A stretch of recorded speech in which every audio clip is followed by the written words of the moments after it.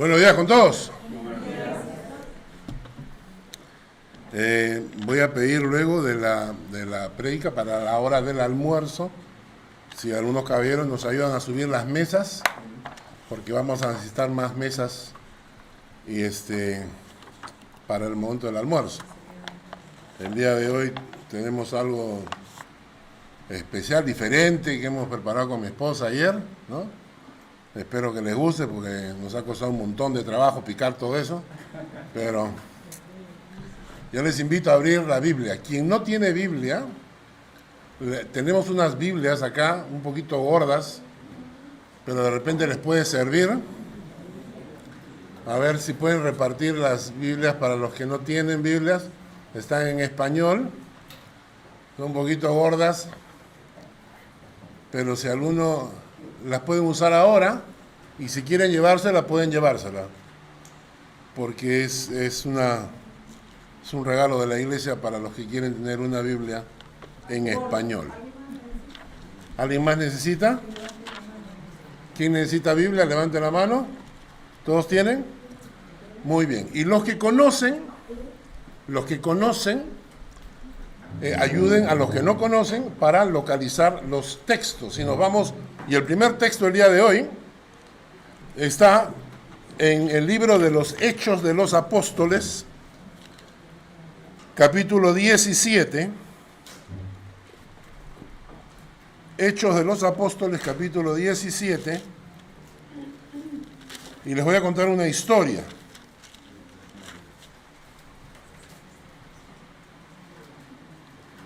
Hechos, capítulo 17, empezando con el versículo 16. ¿Ya? ¿Ya tienen todos? Hechos, capítulo 17, comenzando con el versículo 16. Dice, mientras Pablo los esperaba en Atenas, su espíritu se enardecía viendo a la ciudad entregada a la idolatría. Pablo está en Atenas. Atenas era la ciudad considerada la capital de la erudición y del arte griego, ¿no? Es una ciudad antigua que a través de los siglos fue reconquistada por diferentes imperios, y terminó, la última, ¿no?, es que terminó siendo capital de la actual Grecia. O sea, en este momento Atenas es la capital de Grecia. En la época de Pablo, la ciudad de Atenas era una ciudad totalmente entregada a la idolatría. Y aquí lo que pasa con Pablo es que Pablo se enardece, su espíritu se irrita, se enoja, estaba muy contrariado. ¿Por qué? Porque encontraba que era una ciudad llena de idolatría. Ahora, lo interesante de esto es así. Atenas era una ciudad súper filosófica, era muy filosófica, es decir, los mejores filósofos son de Grecia, ¿no es cierto? Y algunos de ustedes han escuchado a estos conocidos y reconocidos filósofos griegos, ¿no? Sócrates, Platón, Aristóteles, etcétera, ¿no? Entonces, Atenas era la ciudad de la filosofía religiosa, ¿ya? Era la filosofía religiosa, es decir, todo el mundo respetaba a todo el mundo. Todo el mundo tenía una religión o no, tenía una creencia, una filosofía, y era el lugar donde todo el mundo se reunía y te presentaba, ¿no? Yo creo en tales dioses, y la gente discutía, ¿y cómo son tus dioses? Etcétera, etcétera. Entonces, llegó un momento en que en la ciudad decían, tú tienes tus dioses, y yo tengo los míos, ¿ya? ¿Qué tal si hacemos un altar para cada uno de los dioses? Y entonces todo el mundo construía un altar para sus dioses. Era una ciudad repleta de altares de diferentes dioses, ¿no? La historia continúa en el versículo 17, que dice, primero dense cuenta que Pablo estaba súper irritado. O sea, es que no estaba contento. No es que Pablo decía, como nos enseñan acá, hay que respetar, ¿me entiendes? No, Pablo estaba enardecido. La palabra que aparece acá dice enardecido. La palabra es irritado, enojado al ver toda esta idolatría. Versículo 17. Así que discutía en la sinagoga con los judíos, con los piadosos, en la plaza, con los que concurrían. Versículo 18. Algunos filósofos de los epicúreos y de los estoicos disputaban con él. Y unos decían, ¿qué querrá decir este palabrero? Y otros, parece que es predicador de nuevos dioses, porque les predicaba el evangelio de Jesús y de la resurrección. Y tomándole, le trajeron al Areópago, diciendo, ¿podremos saber qué es esta nueva enseñanza de que hablas? Pues traes a nuestros oídos cosas extrañas. Queremos pues saber qué quieres decir con esto. ¿Quiénes eran los epicúreos? A ver, para que ustedes vayan conociendo un poquito la historia. Los epicúreos eran unos filósofos que decían que el final de todo era el placer. Es decir, para ellos, para los epicúreos, la vida era lo más importante, era disfrutar, tener placer en la vida. El objetivo era tener placer, ¿no? ¿Ah? Claro, ¿no? O sea, la idea es que tú ahora tienes que vivir la vida y lograr el mayor placer posible. La única razón, ¿no? Su teoría era que el objetivo de la vida humana era tener placer, evitar todo dolor y miedo. Y a esta filosofía, con el tiempo se le llamó hedonismo, ¿no? Los hedonistas, ¿ya? Entonces tenemos esta gente, hoy en día tenemos muchísima gente así, ¿o no? Conocemos muchísima gente hoy en día que tú hablas y para ellos todo en la vida es tener un poquito de placer, evitar el dolor, evitar los temores, los miedos, disfrutar la vida. Ese es su objetivo en la vida. Los estoicos eran lo contrario. Los estoicos, de ahí viene la palabra, ¿no? Que dice, era una secta griega la que decía, las personas deben conducirse por el intelecto y no se tiene que dar consideración ni a los placeres ni a los sufrimientos corporales.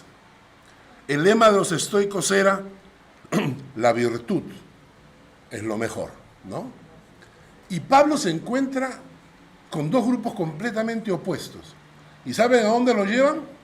Lo llevan al Areópago. ¿Tiene la foto ahí? Ese será el Areópago. ¿Qué era el Areópago? Era el lugar donde se reunían los jueces, era el poder judicial. Pero no solamente se reunían los jueces para juzgar, sino que se reunían los ricos para discutir temas y solucionar el mundo, ¿no? Para los que venimos de Lima, el Haití, ¿no? Pues esos restaurantes en la vía pública, donde vienen los filósofos y se sientan ahí a tomar un café y a discutir sobre cómo van a resolver el problema del país, ¿no? Entonces el Areópago era el lugar donde la gente se reunía para discutir. Así que lo llevan a Pablo al Areópago para discutir con él. Y Pablo va a decirles lo siguiente. Lean conmigo desde el versículo 22. Entonces Pablo, puesto en pie en medio del Areópago, dijo, varones atenienses, en todo observo que sois muy religiosos. Es interesante porque eran muy religiosos y muy idólatras. ¿Notan ustedes? Eran muy religiosos y al mismo tiempo muy idólatras. Porque la religión no te quita la idolatría. Muchas veces la religión te la aumenta. Lo que te quita la idolatría es conocer personalmente al único Dios en los cielos. Cuando llegas a conocer que Dios es solo uno y que no acepta la idolatría, tu corazón comienza a cambiar. Y entonces Pablo continúa, dice, versículo 23, porque pasando y mirando vuestros santuarios, hallé también un altar en el cual estaba esta inscripción: al Dios no conocido. Al que vosotros adoráis, pues sin conocerle, es a quien yo os anuncio. No sé si ustedes se dan cuenta de todo el enredo que hay acá, ¿no? Pablo le está diciendo a esta gente muy religiosa, profundamente idólatra, les está diciendo, pasando he visto que tienen altares para todos los dioses, y ustedes son tan idólatras que inclusive hay un altar al Dios no conocido. O sea, por si acaso, ¿no? No vaya a ser que haya un Dios que no conocemos y que se moleste, pues, ¿no? Porque estamos adorando a todos los demás. Y entonces Pablo le dice, ustedes tienen un altar al Dios no conocido. Y luego dice, al que ustedes adoran. Ustedes adoran sin conocerle. De ese Dios les vengo a hablar. Y miren cómo lo describe. El Dios que hizo el mundo y todas las cosas que en él hay, siendo Señor del cielo y de la tierra, no habita en templos hechos por manos humanas, ni es honrado por manos de hombres, como si necesitase de algo, pues Él es quien da a todos vida y aliento y todas las cosas. Y de una sola sangre ha hecho todo el linaje de los hombres, para que habiten sobre toda la faz de la tierra. Y les ha prefijado el orden de los tiempos y los límites de su habitación, para que busquen a Dios, si en alguna manera palpando puedan hallarle, aunque ciertamente no está lejos de cada uno de nosotros. Pablo describe a Dios frente a los atenienses que querían infinidad de dioses, y Pablo describe a Dios de la siguiente manera: el Dios que hizo el mundo y todas las cosas que en él hay. 1. 2. Siendo Señor del cielo y de la tierra. 3. No habita en templos hechos por manos humanas. 4. No es honrado por manos de hombres. Se refiere a las imágenes que se hacían con las manos. O sea, los artesanos hacían los dioses con las manos. Y entonces dice, no es honrado con cosas hechas a mano. 5. Él es quien da a todos vida y aliento y todas las cosas. 6. De una sola sangre ha hecho todo el linaje de los hombres para que habiten sobre toda la faz de la tierra. De una sola sangre salieron colombianos, argentinos, peruanos, españoles, ucranianos, ¿qué me falta? Panameños, ¿no? ¿Hay alguien más? Suizos, italianos, rumanos, ¿ah? De una sola sangre. Por eso es que nuestras sangres son todas rojas, ¿no es cierto? Por afuera podemos ser distintos, pero cuando te cortes la muñeca, te vas a dar cuenta que tu sangre es tan roja como la mía, ¿no? Entonces, interesante que de una sola sangre sacó Dios todos los habitantes de la tierra. Y escuchen bien, y les ha prefijado el orden de los tiempos y los límites de su habitación. Quiere decir que Dios ya sabe, escucha bien esto, Dios ya sabe tu tiempo. Nosotros no lo sabemos, pero Dios sabe tu tiempo. Dios sabe cuándo es tu fecha de vencimiento. Dios sabe cuándo pasas aduana. Nosotros no sabemos, nosotros vivimos de espaldas a la muerte. Nosotros no queremos pensar en la muerte. Nosotros vivimos de espaldas a la muerte como si la muerte no existiera. Y vamos caminando de espaldas hacia la muerte, hasta que de repente nos encontramos frente a ella. Y cuando tú vas a viajar, cuando tú haces un viaje, ¿te preparas con anticipación o no? ¿Preparas tu maleta? ¿Preparas tus tickets? ¿Ah? ¿Preparas tu hospedaje? ¿El dinero para la comida? Todo. Para viajar lo hacemos, pero para pasar a la eternidad no lo hacemos. No nos preparamos para la eternidad. Nos llega la eternidad y uno no está preparado. Y ahí es cuando uno llora y pide perdón, ayúdame Señor, sálvame por favor. Cuando debimos habernos preparado con anticipación. Y lo interesante es que dice así, versículo 27. ¿Por qué Pablo presenta a este Dios así? Para que busquen a Dios. Para que busques a Dios. Sin alguna manera, aunque sea palpando, como ciegos, puedas hallarle. Pero nunca te olvides que no está lejos de ti, está muy cerca. Y cuando una persona decide buscar al Señor, se da cuenta que el Señor estaba ahí, esperándolo. ¿Ok? Y entonces esto me hace pensar en la siguiente pregunta. El Dios no conocido. ¿Conoces tú al Dios de la Biblia? ¿Lo conoces? ¿Es para ti de repente un Dios policía que castiga? ¿O es un Dios inexistente? ¿O es un Dios que abandonó a su creación? ¿Conoces tú al Dios de la Biblia? Porque el Salmo 104 nos presenta a Dios. Y nos presenta varias facetas de Dios. ¿Ya? Así que el día de hoy vamos a estudiar una de ellas. O dos de ellas, ¿no? La próxima semana vamos a continuar. Y vamos a leer el Salmo 104. Salmo 104.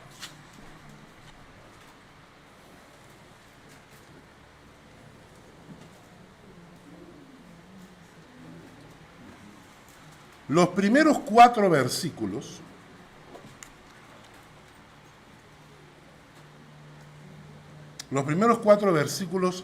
nos presentan la grandeza de Dios. Los primeros 4 versículos nos hablan de la grandeza de Dios. Dice, bendice alma mía a Jehová. Jehová Dios mío, mucho te has engrandecido.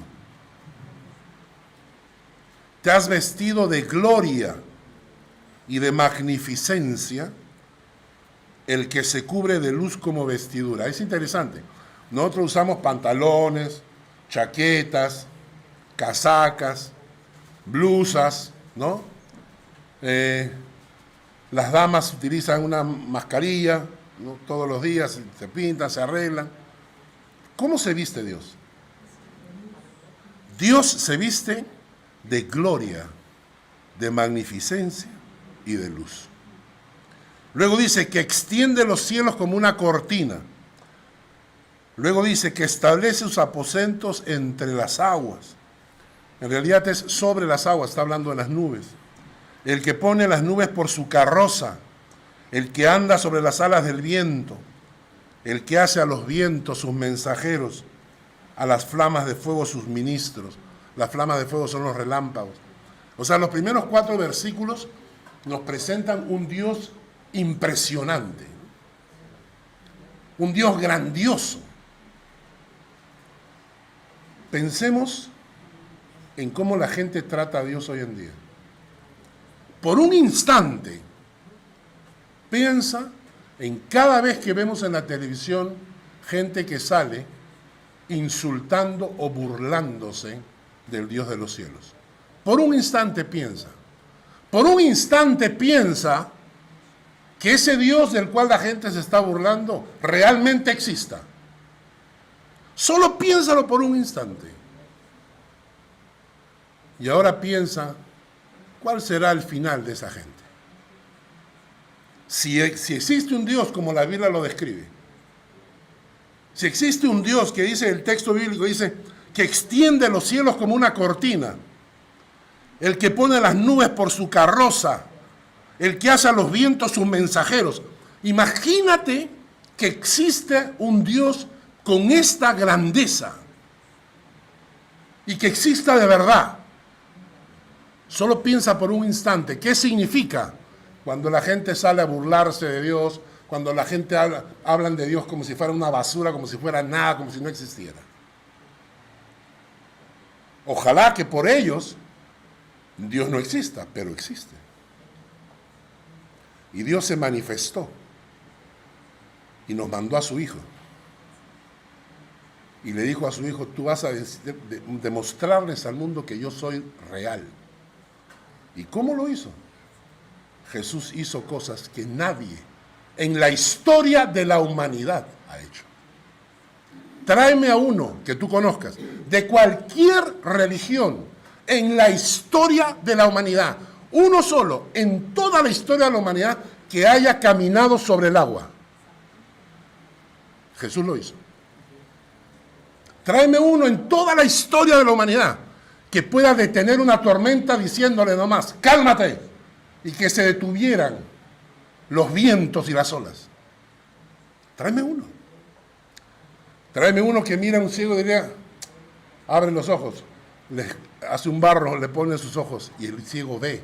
A un paralítico, levántate y camina. Tráeme uno. Y cuando le preguntaron a Jesús, él agarró y dijo, yo hago las obras de mi Padre que está en los cielos. Piensa por un instante que este Dios sobrenatural existe.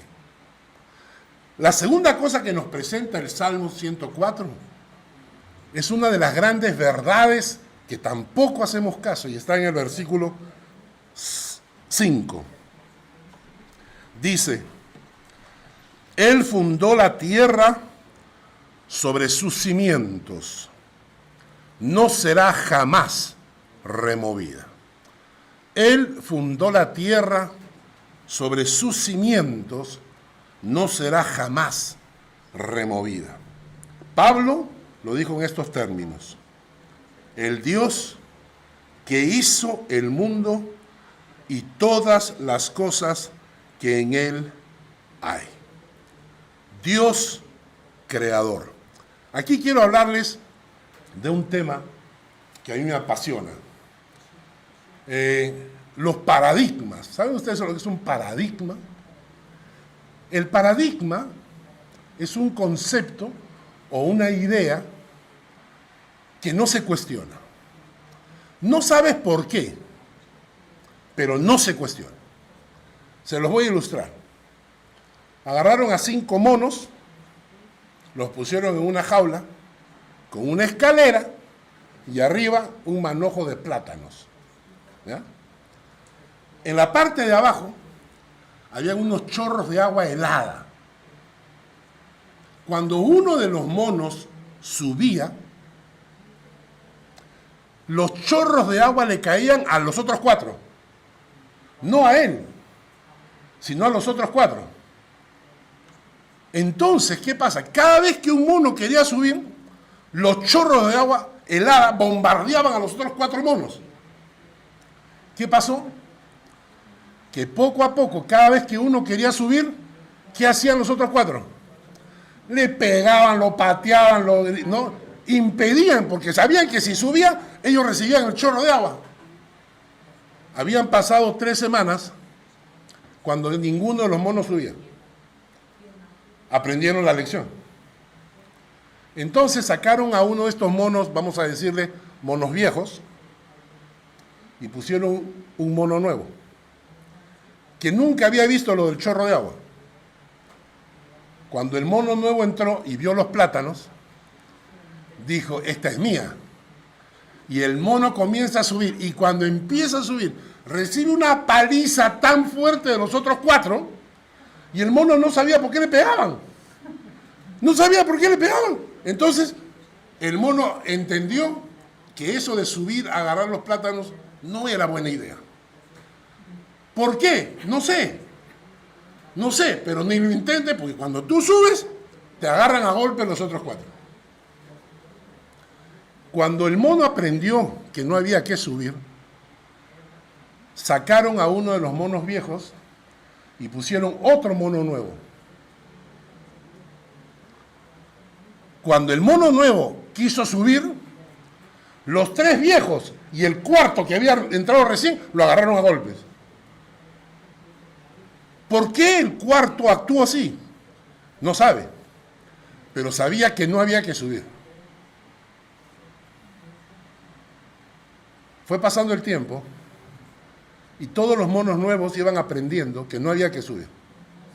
No sabían por qué, pero no había que subir. Por último tenían a 5 monos con un manojo de plátanos arriba y ninguno subía. ¿Por qué? No se sube. Pues. ¿Por qué? Porque no se sube. Pero dame una razón. No hay razón, simplemente no se sube. Eso se llama un paradigma. Tu mente no aprende, no puede pensar en otra cosa. No, pero ¿por qué? Porque no, pues. Cuando se descubrieron los relojes que no eran de cuerda, sino los digitales, los de cuarzo, ustedes saben que el inventor de los relojes de cuarzo ¿saben a dónde fue a vender su patente? A Suiza, que tenía el 90% del mercado de relojes. Y Suiza no compró, porque los relojes no son de cuarzo. Entonces se fue y se lo vendió a los japoneses. Y ahora los japoneses tienen el 90% del mercado de relojes del mundo. Ese es un paradigma. ¿Un reloj de cuarzo? No, no. ¿Por qué no? Porque no, pues. Porque el reloj es así. Un paradigma es un pensamiento que nadie cuestiona. Tú no sabes por qué, pero no se cuestiona. ¿Y sabes a qué voy con esto? Porque a nosotros nos han metido en la cabeza un montón de ideas que estoy convencido que ninguno de ustedes tiene capacidad de explicármelas, pero que las cree. Por ejemplo, el Big Bang. ¿Saben qué pasa cuando a uno le quiebran un paradigma? Cuando te cuestionan un paradigma que está en tu cerebro, tú sientes una... Algunos de ustedes lo han sentido ahorita cuando les dije eso. ¿Cómo es posible que cuestione el Big Bang? ¿Pero quién es este para cuestionar el Big Bang? Si es científico, ¿sí? ¿Tú tienes pruebas? ¿Te lo han demostrado? ¿O te lo han contado? Como los monitos. Y te voy a hacer algunas preguntas. Por ejemplo, para que vean que esto del Big Bang es un paradigma. ¿Cómo se puede calcular la edad del universo? ¿Cómo se puede calcular la edad del universo? Yo le hacía estas preguntas a mi profesor en la universidad. Yo estaba en la universidad y le preguntaba, ¿cómo puede usted decirme que el Big Bang ocurrió hace 50 millones de años? Escuchen bien esa cifra, ¿eh? Millones de años. A veces el tiempo se equivoca a una semana, ¿no? En 15 días va a llover y no llueve. Pero ellos te aseguran lo que ocurrió hace 50 millones de años. Cuestiónatelo. Piénsalo. ¿Por qué no 50 millones de años? ¿Por qué no? Estoy rompiendo un paradigma ahorita. Porque eso no se cuestiona. A ti en la universidad te dijeron, así es. Y eso no se cuestiona. Y tú nunca te lo cuestionaste. ¿Qué había en ese momento del Big Bang? Un punto de energía concentrado que explotó y se produjo el universo. Wow. Un punto que explotó y se creó todo el universo, y la teoría dice que un microsegundo, ¿saben eso? Que en un microsegundo, ni siquiera un segundo, la milésima parte de un segundo, explotó y el universo estaba hecho. Esa es la teoría del Big Bang. Pregunto, ¿y qué había antes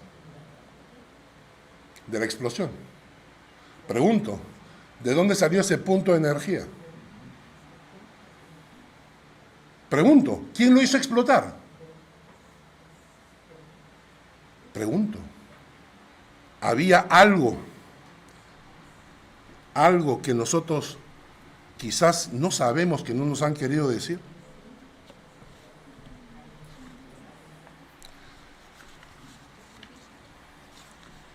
Lo que es el Big Bang es una suposición científica imposible de demostrar, y que nosotros hemos creído sin cuestionar. Y es más, estoy seguro que ninguno de ustedes estuvo ahí. Tampoco ninguno de ustedes tiene una foto, ni un video. Por lo tanto, es una religión, porque quieren que creas algo que nadie te ha demostrado. Y ahora que ya rompimos ese paradigma, te voy a hacer una pregunta. ¿Y qué pasa si realmente Dios creó el universo?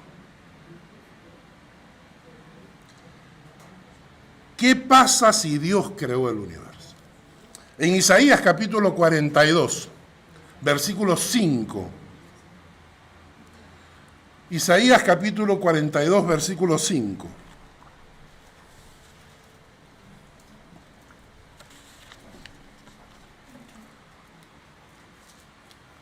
Isaías 42, 5.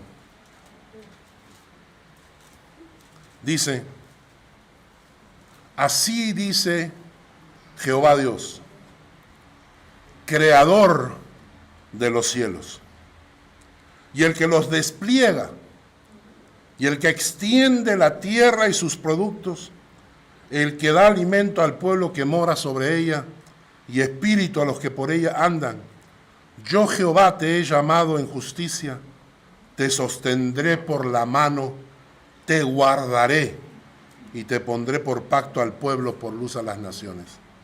Así dice Jehová Dios, creador del cielo. ¿Saben ustedes que la Biblia nunca trata de demostrar que Dios es creador?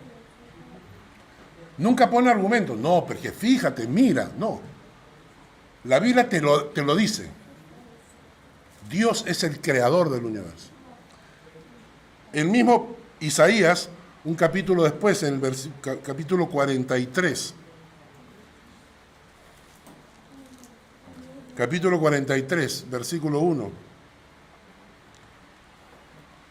Ahora así dice Jehová, creador tuyo, oh Jacob, y formador tuyo, oh Israel, no temas, porque yo te redimí, te puse nombre, mío eres tú. Cuando pases por las aguas yo estaré contigo, y si por los ríos no te anegarán, cuando pases por el fuego no te quemarás, ni la llama arderá en ti, porque yo Jehová Dios tuyo, el Santo de Israel, soy tu Salvador. Así dice Jehová, creador tuyo. Ahora, ¿qué implica en mi vida el saber que hay un creador? Y ese es el punto. Ese es el punto. Le dijeron a mi hijo para graduarse en el colegio cantonal hizo una tesis sobre el diseño inteligente. El diseño inteligente es una teoría científica que lo que establece es que la creación, o sea, el universo muestra con muchas pruebas de que hay un diseñador inteligente detrás. Eso se llama en la teoría del diseño inteligente. O sea, lo que demuestra la teoría científica del diseño inteligente es que la creación demuestra que no fue producto de una explosión, sino que hubo una inteligencia detrás diseñando el universo, ¿ya? Y cuando mi hijo fue a hablar con unos médicos en Austria para su tesis, él le dijo, ustedes pueden, o sea, unos creen que venimos del mono, otros del gusano, otros del cerdo, y entonces no se ponen de acuerdo. Y el doctor en jefe del Hospital San Gabriel en Viena le dijo a mi hijo, lo importante es que no esté Dios en la fórmula. Literalmente, eso le dijo. Lo importante es que no haya Dios en la fórmula. Tú puedes creer lo que quieras, podemos venir de la lagartija, del pescado, de lo que tú quieras. Lo importante es que no haya Dios en la fórmula. ¿Por qué? Porque cuando tenemos un creador, nuestra actitud cambia. Y te voy a dar 6 razones. En primer lugar, si tú tienes y entiendes que somos creación de Dios, te das cuenta que no somos producto de una evolución fortuita, sino que fuimos creados por Dios. Tengo creador. Sé de dónde vengo. Vengo de Dios y no del gusano. Interesante, porque otro paradigma es la evolución. Si tú te pones a discutir de este tema de la evolución, la gente te va a afirmar con todas las pruebas de que existe. Tienen tantas pruebas que tiene que llamarse teoría, porque si no sería ley.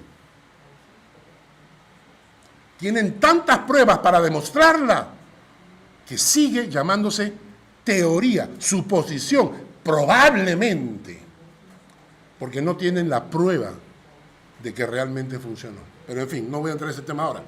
Pero si tengo creador, yo no soy producto de una evolución fortuita, ¿no?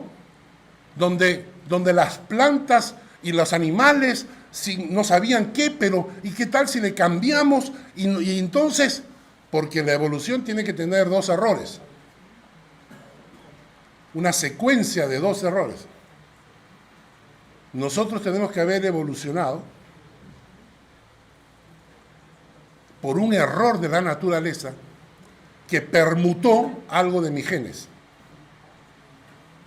Pero el mismo error tuvo que producirse en una hembra. El mismo error tuvo que producirse en una hembra. Que evolucionara exactamente igual como el hombre. Y esa secuencia de errores tiene que haber sido exactamente iguales para que en este momento estemos hombre y mujer sentados uno al otro. Segundo, al tener creador, ¿a quién le debo mi vida?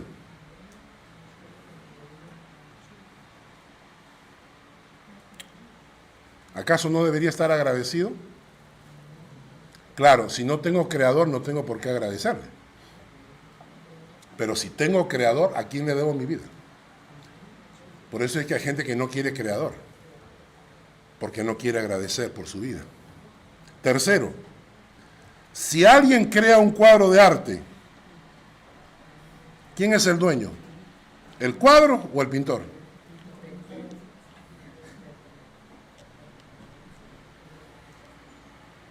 Si Dios me creó, ¿quién es el dueño? ¿El creador o yo? No te metas conmigo. No te metas conmigo porque yo soy dueño de mí mismo. Tanto así que te creaste a ti mismo. Tú agarraste el esperma de tu papá, lo juntaste y comenzaste y tú mismo te formaste la manito. Cuarto, si tengo creador, ¿quién me conoce mejor que nadie? Si tengo creador, ¿quién me conoce mejor que nadie? ¿Dónde debo buscar las respuestas para mi vida?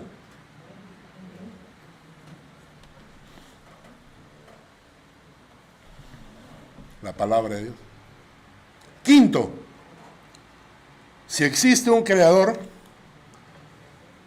entiendo que no soy pura materia, que al morir no voy a pasar a la nada cósmica, como algunos me quieren decir, sino que al morir me voy a encontrar con mi creador. Y entonces me preguntará, ¿y qué tal? ¿Qué hiciste? Y algunos dirán, me pasé la vida negándote, me pasé la vida de espaldas a ti,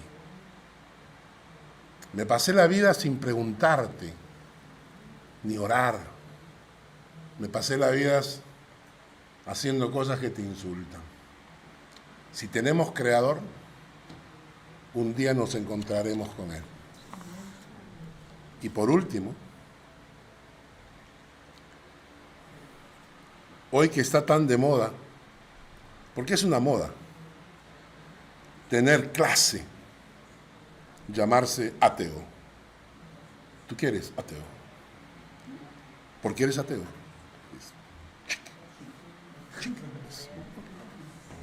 Yo me encuentro con gente así y le pregunto, dame argumentos para tu ateísmo. A Dios no lo veo, tus pensamientos tampoco. Y sí, ¿no? ¿Tu corazón lo ves? ¿No? ¿Has visto alguna vez tu hígado? ¿Pero lo tienes o no lo tienes? ¿No? Hoy es chic, ¿no? Pero noten ustedes esto. Ahora que es tan chic ser ateo, entiendan la magnitud del insulto. O sea, entiendan la magnitud del insulto a tu creador. Porque le estás diciendo, tú no eres nadie, tú no eres nada. Prefiero creer que vengo del mono a creer que tú me creaste. Por eso la Biblia al ateo no le dice sabio, le dice necio. 6 argumentos por los cuales tu vida cambia cuando entiendes que Dios es creador. Pero el más importante es que no somos eternos en esta tierra, pero somos eternos en la otra. Y que un día nos vamos a encontrar allá. ¿Y sabes qué dice la Biblia? En Eclesiastés, capítulo 12, versículo 1. Y este versículo dice Eclesiastés 12:1. Eclesiastés 12:1.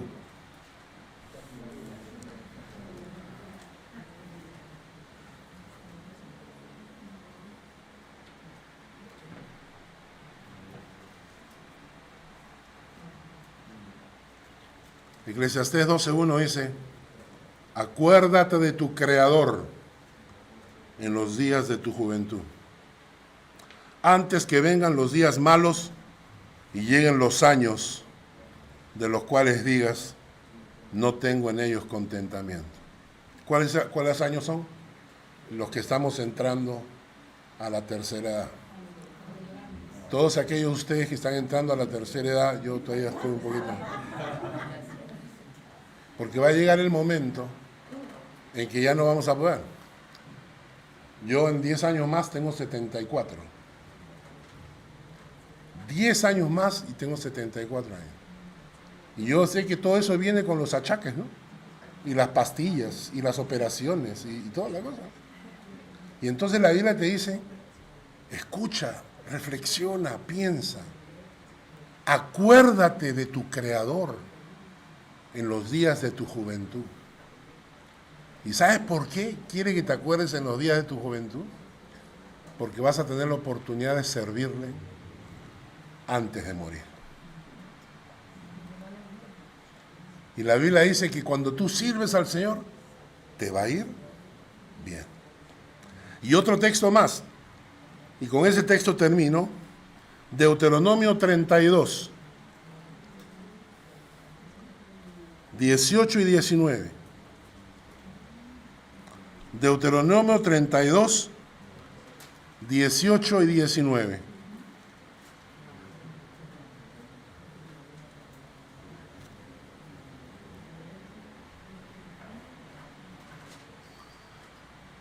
De la roca que te creó, te olvidaste. Te has olvidado de Dios, tu creador. Y lo vio Jehová y se encendió en ira por el menosprecio de sus hijos y de sus hijas. Mi mamá, cuando vivía, siempre se quejaba, ¿no? Porque cuando ella se iba de vacaciones al Perú para estar con mi hermana, me llamaba por teléfono. Lo primero que me decía era: ¿te has olvidado de tu madre que te dio a luz? ¿No? Es ofensivo, pues, olvidarnos de nuestros padres, ¿o no? ¿Tienes hijos? Imagínate que tus hijos se olvidan de ti, cosa que hacen muy a menudo, ¿no? Cuando son grandes se olvidan de los padres. Son chiquitos También, cuando son chiquitos también. Pero duele, ¿no? Duele que los hijos se olviden de los padres. Y lo interesante es que la Biblia dice: acuérdate de tu creador. Y luego te dice: de la roca que te creó, te olvidaste. Y te has olvidado de Dios tu creador. Y lo vio Jehová y se encendió en ira por el menosprecio de sus hijos. Termino recordando las palabras de Pablo. El Dios que hizo el mundo y todas las cosas que en él hay, incluyéndonos, siendo Señor del cielo y de la tierra, no habita en templos hechos por manos humanas, ni es honrado por manos de hombres como si necesitase de algo, pues Él es quien da a todos vida y aliento y todas las cosas. Y de una sangre ha hecho todo el linaje de los hombres para que habiten sobre toda la faz de la tierra, y les ha prefijado el orden de los tiempos y los límites de su habitación, para que busquen a Dios, si en alguna manera palpando puedan hallarle, aunque ciertamente no está lejos de cada uno de vosotros. Vamos a orar. Quizás en este momento, después de la prédica, Dios haya tocado tu corazón y le digas: Señor, quiero buscarte. Quiero buscarte. Yo en mi vida pasé muchos años sin buscar a Dios, viviendo la vida, viviendo a veces una religión eventual cuando iba a la iglesia de vez en cuando, hasta que un día Dios tocó mi corazón y entonces decidí buscar a Dios y lo hallé. Y quizás Dios te está diciendo en esta mañana: búscame y me hallarás. Gracias, Padre, por esta mañana, por esta palabra. Gracias por romper esos paradigmas que tenemos en la mente, que nos lo han enseñado desde pequeños, nos han enseñado a creer cosas sin razón alguna. Y Padre, necesitamos a veces cuestionarnos aquellas verdades que suponemos como verdades para confrontarnos con las verdades de la palabra de Dios. Tú eres creador, nuestro creador. Nos vamos a encontrar contigo un día.